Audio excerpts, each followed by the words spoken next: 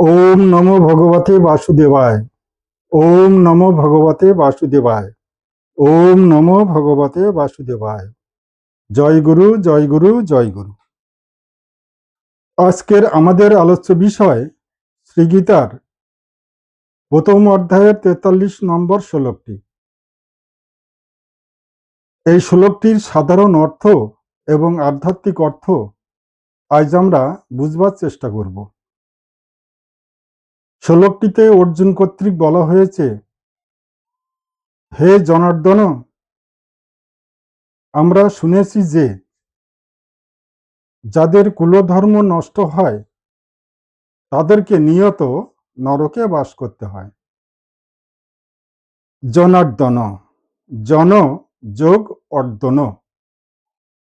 জন অর্থাৎ জন্ম এবং অর্দন শব্দের অর্থ হল যিনি পীড়ন করেন, অর্থাৎ যিনি জন্মকে পীড়ন করেন, অর্থাৎ জন্ম থেকে মুক্তি দেন, তিনি হলেন জনার্দন।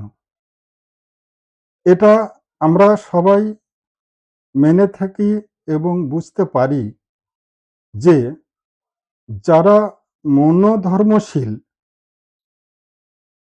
তাদের যদি শরীর স্বধর্মগুলি বর্ণসংকর দোষে নষ্ট হয়ে যায় এবং নষ্ট হয়ে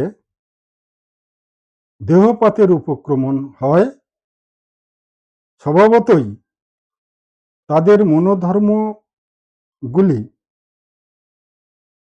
নষ্ট হয়ে যায় এবং বিকৃত হয়।